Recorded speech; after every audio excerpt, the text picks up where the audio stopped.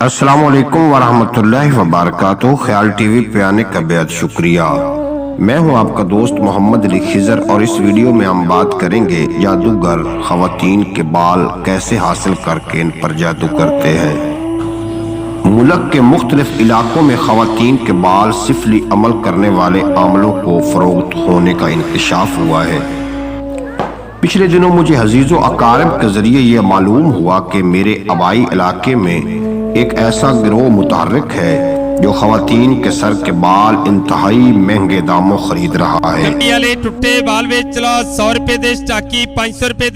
جبکہ کئی دیگر لوگوں نے اس گینگ سے وابستہ افراد کو کچرے کے ڈھیروں سے ایسے بال اکٹھے کرتے ہوئے بھی دیکھا ہے جو خواتین کوڑے کی نظر کر دیتی ہیں۔ یہ لوگ اس جواز کی بنا پر سر کے بال خریدتے ہیں کہ یہ اعضاء کی پروند کاری میں استعمال ہوتے ہیں، لیکن چند روز قبل ملک کے ایک مقبول اخبار نے ان کے بارے میں بہت کچھ لکھا ہے۔ اس کے مطابق سر میں کنگھی کرتے ہوئے خواتین کے جو بال ٹوٹ جاتے ہیں، ان کو کالا جادو کرنے والے عامل اپنے کارندوں کے ذریعے خریدتے ہیں، کیونکہ بے اولادی، گھریلو ناچاکی، محبت میں ناکامی، کاروباری خسارے کے توڑ اور دوسروں کو نقصان پہنچانے کی غرض سے خواتین کے بالوں پر کالا جادو کیا جاتا ہے۔ اس طرح بیوٹی پارلرز اور کباڑیوں کے ذریعے بالوں کی خرید و فروخت ایک منافع بخش کاروبار بن گیا ہے۔ جادو واقعات کو غیر فطرتی طور پر ظہور پذیر لانے کا ایک فن ہے، جبکہ کالا جادو ایک ایسا سفلی عمل ہے جو ارواح خبیثہ یا شیاطین کی استعانت اور ناجائز طریقے سے کسی کو نقصان پہنچانے کے لیے استعمال کیا جاتا ہے۔ سحر برحق ہے، اور اس کے عجیب و غریب اثرات سحر زدہ شخص میں ظاہر ہوتے ہیں۔ کالے جادو سے متاثرہ شخص شدید تہمات میں گر جاتا ہے۔ بعض صورتوں میں وہ سخت بیمار رہتا ہے اور اسے علاج معالجے سے بھی کوئی شفا نہیں ہوتی۔ البتہ اس کا روحانی علاج کرانا درست عمل ہے۔ عاملوں کو کالے علم کے لیے بعض اشیاء آسانی سے دستیاب ہو جاتی ہیں، جیسے کالے بکرے کا سر، انڈے، بکرے کی کلیجی، پاؤں کی مٹی وغیرہ وغیرہ، لیکن انسانی ہڈیاں، خواتین کے ایسے بال جو سر میں کنگھی کرنے کے دوران ٹوٹے ہوئے ہوں، اور مردوں کے کفن کا ٹکڑا حاصل کرنے کے لیے عاملوں کو کافی تک و دو کرنی پڑتی ہے۔ خواتین کے بال خریدنے کے لیے جہاں ان عاملوں کے کرندے وپاری موجود ہیں، وہیں انسانی ہڈیوں اور کفن کا ٹکڑا حاصل کرنے کے لیے قبرستان کے گورکنوں کی خدمات حاصل کی جاتی ہے، جو تازہ دفن کی گئی لاشوں سے انسانی ہڈیاں اور کفن کا ٹکڑا منہ مانگی قیمت پر ان عاملوں کے ہاتھ فروخت کرنے کے لیے قبرستان کے گورکنوں کی خدمات حاصل کی جاتی ہے، جو تازہ دفن کی گئی لاشوں سے انسانی ہڈیاں اور کفن کا ٹکڑا منہ مانگی قیمت پر ان عاملوں کے ہاتھوں فروخت کرنے کے دھندے میں ملوث ہو جاتے ہیں۔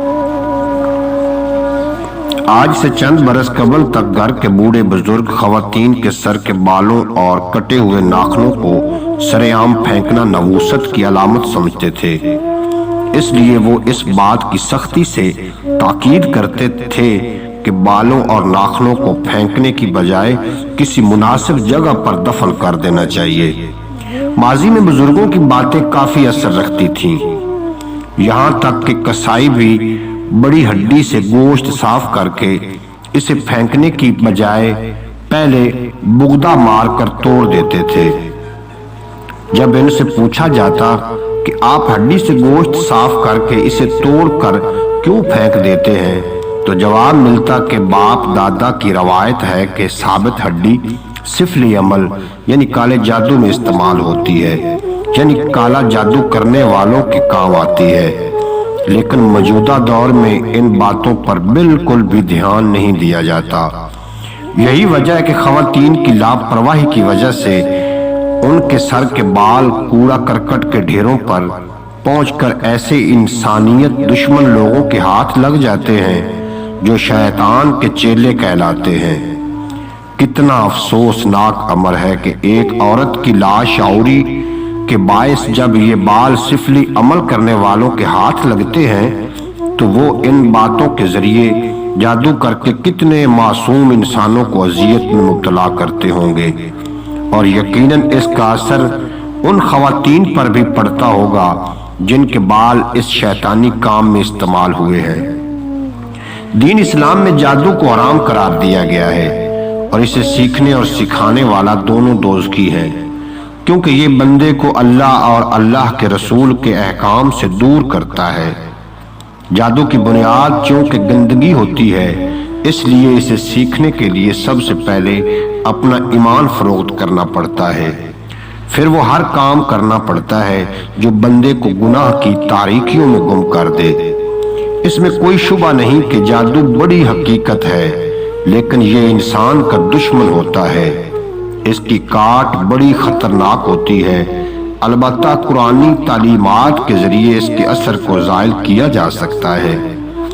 جادو کی حقیقت قرآن میں حضرت موسیٰ علیہ السلام اور فرعون کے واقعے میں بھی موجود ہے، جبکہ نبی آخر الزمان حضرت محمد صلی اللہ علیہ وآلہ وسلم پر بھی جادو ہوا اور اس کا اثر بھی ظاہر ہوا تھا، اور یہ جادو بھی سرکار دو عالم نور مجسم صلی اللہ علیہ وآلہ وسلم کے بالوں مبارک پر، موئے مبارک پر کیا گیا تھا۔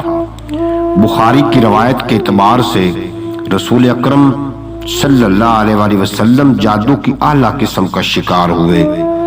اس وقت حضرت جبرائیل موعوذ 3 لے کر حاضر ہوئے اور فرمایا کہ ایک یہودی نے آپ پر جادو کیا ہے اور یہ جادو ایک کنویں میں ہے۔ آپ صلی اللہ علیہ وآلہ وسلم نے منگوایا، یہ ایک کنگھی کے دندانوں اور بالوں کے ساتھ ایک تاند کے اندر 11 گرہیں پڑی ہوئی تھیں اور موم کا ایک پتلا تھا جس میں سوئیاں چبھوئی ہوئی تھیں۔ حضرت جبرائیل کے بتانے کے مطابق آپ موعوذ 3 پڑھتے جاتے تو گرہ کھلتی جاتی اور سوئی نکلتی جاتی۔ موعوذ 3 کے اختتام تک ساری گرہیں بھی کھل گئیں اور سوئیاں بھی نکل گئیں، اور آپ اس طرح شفا یاب ہو گئے جیسے کوئی شخص جکڑ بندی سے آزاد ہو جائے۔ دین اسلام نے جادو کے توڑ کے لیے جو روحانی علاج بتایا ہے وہ موعوذ 3 کا پڑھنا ہے۔ قرآن مجید کی آخری 2 سورتوں سورۃ والناس اور سورۃ فلق کو مشترکہ طور پر موعوذ 3 کہا جاتا ہے۔ قرآن مجید کی یہ آخری 2 سورتیں بجائے خود الگ الگ ہیں اور مصحف میں الگ ناموں ہی سے لکھی ہوئی ہیں، لیکن ان کے درمیان باہمی اتنا گہرا تعلق ہے اور ان کے مضامین ایک دوسرے سے اتنی قریبی مناسبت رکھتے ہیں، اور ان کا ایک مشترک نام موعوذ 3 پناہ مانگنے والی صورتیں رکھا گیا ہے۔ یہ دونوں صورتیں دراصل جادو اور بغض، دوسرے شریروں سے خدا کی پناہ حاصل کرنے کی دعا ہے۔ اگر پورے یقین کے ساتھ پڑھی جائیں تو ان سے پڑھ کر کوئی اور چیز اور اگر پورے یقین سے پڑھی جائیں تو ان سے بڑھ کر کوئی اور چیز نہیں۔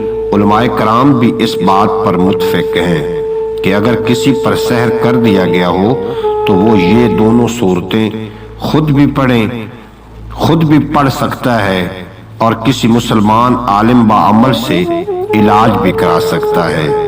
جادو ایک فریب، کھلا شرک اور اپنی ناجائز خواہشات کو شیطانی عمل کے ذریعے حاصل کرنے کا آسان اور فوری رستہ ہے۔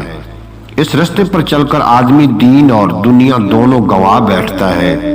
موجودہ دور میں تو لوگوں نے اسے پیسے کمانے کا ایک ذریعہ بنایا ہوا ہے۔ سادہ لوگ بہت آسانی سے جاہلی عاملوں کی باتوں میں آ جاتے ہیں اور کئی بار اپنی قیمتی دولت اور عزت سے ہاتھ گنوا بیٹھتے ہیں۔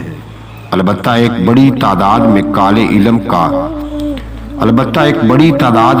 علم کے ماہر بھی موجود ہیں۔ یاد رہے کہ جادو کرنے والا اور جادو کرانے والا دونوں دائرہ اسلام سے خارج ہو جاتے ہیں۔ उम्मीद है कि ये वीडियो पसंद आई होगी।